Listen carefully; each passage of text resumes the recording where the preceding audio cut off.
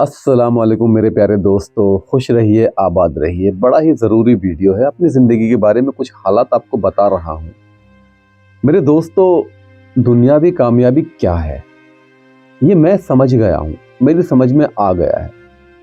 ایک دن تھا جب میرے پاس کھانے کے لیے کھانا نہیں تھا، پہننے کے لیے کپڑے نہیں تھے۔ میں چھوٹی چھوٹی چیزوں کے لیے ترسا کرتا تھا۔ اس کے بعد پھر میں نے اتنی کامیابی حاصل کی کہ اللہ نے مجھے سبھی کچھ دے دیا۔ لیکن میرے دوستو، یہ سب کچھ مل جانے کے بعد بھی میرے دل میں چین اور سکون کیوں نہیں ہے؟ میں نے گا کر بھی دیکھ لیا، بجا کر بھی دیکھ لیا، سارے کام کر لیے، پھر بھی دل کیوں بے چین ہے؟ کیا چاہتا ہے آخر یہ دل مجھ سے؟ میرے دوستو، وہ کیا چیز ہوتی ہے جو ثنا خان کو ان کی گانے بجانے والی زندگی سے دور لے جا کر حجاب پہنا دیتی ہے؟ وہ کیا چیز ہوتی ہے جو کروڑوں روپے، لاکھوں روپے کی دولت آنے کے بعد بھی دل بے چین رہتا ہے؟ آخر کیوں دل کے اندر سے کوئی چیز ایسی ہے جو نکل کر بھاگنا چاہتی ہے؟ کیوں ہوتا ہے ایسا؟ وہ کیا چیز تھی جس نے مولانا طارق جمیل صاحب کو ایک آوارہ لڑکے سے ایک بہترین عالم بنا کر آپ کی اور ہماری ہدایت کے لیے دنیا میں بھیج دیا؟ وہ کیا چیز تھی میرے دوستو جس نے 27 سال تک زنا کرنے والے ایک نوجوان کو گھر بار چھوڑنے پہ مجبور کر دیا؟ چھوٹا سا واقعہ ہے، ضرور سنیے گا۔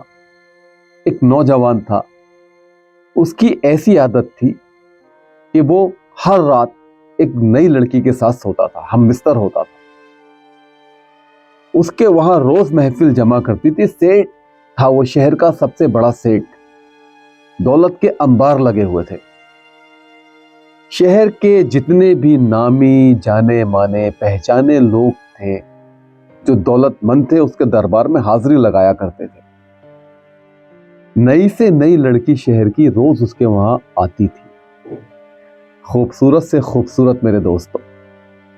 ایک رات اس کے وہاں یہی محفل چل رہی تھی، ڈانس کا پروگرام چل رہا تھا، ناچ گانا چل رہا تھا، واہیات قسم کے لوگ چاروں طرف بیٹھے ہوئے شراب پی رہے تھے، شراب نوشی چل رہی تھی، اور خوبصورت لڑکیاں برہنہ ہو کر، ننگی ہو کر ناچ کر رہی تھی۔ اس کا جس کو چاہتا اپنے ساتھ کمرے میں لے جاتا، دل بہلاتا، اس کے ساتھ عیاشی کرتا، اور صبح کو وہ اپنے گھر چلی جاتی۔ تو دوستو، رات کے وقت پروگرام چل رہا تھا، لڑکیاں ناچ رہی تھیں۔ اتنے میں تھوڑی دیر کے لیے وہ ناچ گانا رکا تو اس کے کانوں میں ایک آواز پڑی، اور وہ آواز کہتی قرآن کریم کی تلاوت کی آواز اس کے کانوں میں آنے لگی۔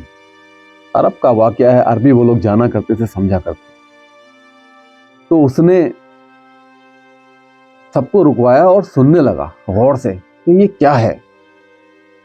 اب جب اس نے اس چیز کو سنا تو اس کے دل کی کیفیت بدل گئی، ایک عجیب سی کیفیت ہو گئی اس کے دل کی، ہیبت طاری ہو گئی اس کے اوپر۔ یہ سب ناچ گانا، ڈانس، بری چیزیں اسے بری لگنے لگی۔ اس نے کہا اپنے ایک خادم سے، جاؤ اور جا کر اس شخص کو میرے سامنے لے کر آؤ جو یہ پڑھ رہا ہے۔ خادم گیا اور اس نے پتہ لگایا کہ یہ آواز کہاں سے آ رہی ہے۔ پتہ چلا کہ برابر میں ایک مسجد ہے، وہاں سے آواز آ رہی ہے۔ خادم نے مسجد کے اندر قدم رکھا، اور قدم رکھا تو اس نے دیکھا ایک پتلا سا لڑکا، مریل سا لڑکا قرآن کریم کی تلاوت بلند آواز میں کر رہا ہے۔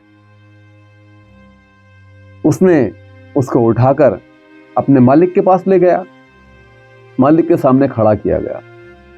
تو مالک نے پوچھا کہ تم کیا پڑھ رہے ہو، مجھے بھی پڑھ کے سناؤ۔ اس نے کہا میں قرآن کریم پڑھ رہا ہوں، اور وہ قرآن کریم کی تلاوت کرنے لگا اس کے سامنے۔ وہ جتنی آیتیں پڑھتا اس کے آنسو نکلتے چلے جاتے، جتنی آیتیں پڑھتا اس کے آنسو نکلتے چلے جاتے۔ زندگی بھر کے گناہ اس کی آنکھوں سے نکل رہے تھے، اس شرابی کی، اس زناکار کی آنکھوں سے زندگی بھر کے گناہ نکل رہے تھے میرے دوستوں۔ پھر جب وہ رکا تو उसने अपने सारे बुरे कामों से उसी वक्त तौबा कर ली और अपनी जो दौलत थी वो सब तकसीम कर दी। एक टाट का पर्दा उसने लिया, अपने बदन पर लपेटा और वहां से चलने लगा।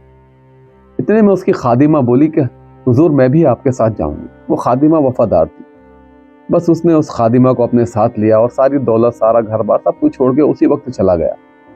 तो दोस्तों वो क्या चीज थी जिसने उस ज़िनाकार को अल्लाह का वली बना दिया और फिर उसने जिंदगी भर अल्लाह की इबादत की, अल्लाह का वली रहा और ईमान पर उसका खात्मा हो। आखिर क्या चीज थी वो? मेरे दोस्तों यही सारी चीजें हैं जो हमें अल्लाह के नजदीक लेकर जाती हैं।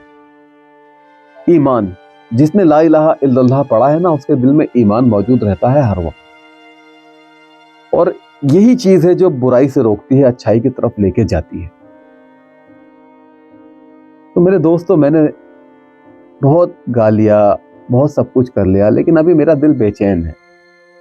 मैं चाहता हूं कि अल्लाह पाक मुझे हिदायत दे और मेरी दुआएं हैं अल्लाह से कि अल्लाह, पहली दुआ है तू किसी के आगे मुझे दुनिया में मोहताज मत करना। मेरी किसी भी ज़रूरत को तू किसी गैर के आगे मुझे झुकने मत देना।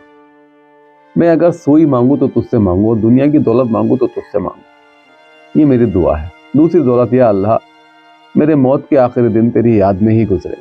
तीसरी दुआ है, या अल्लाह तू मुझे ईमान से उठा, ईमान के साथ उठा इस दुनिया से। चौथी मेरी दुआ है, या अल्लाह अपने दीदार ज़रूर करवाइएगा। ए मेरे अल्लाह, प्यारे नबी रसूलुल्लाह सल्लल्लाहु अलैहि वसल्लम की तमाम सुन्नतों पर अमल करने की तौफीक अता फरमाइएगा। ये दिल का दर्द है दोस्तों, बयान करूंगा तो सारी ज़िंदगी निकल जाएगी। लेकिन बस मेरा ये मैसेज है मुसलमानों के लिए कि कुर्बे क़यामत चल रहा है और हमें अपने ईमान पर वापस लौटकर आ जाना चाहिए। कब तक हम ये सब कुछ करते रहेंगे दोस्तों? अल्लाह मुझे भी हिदायत दे और आपको भी हिदायत दे।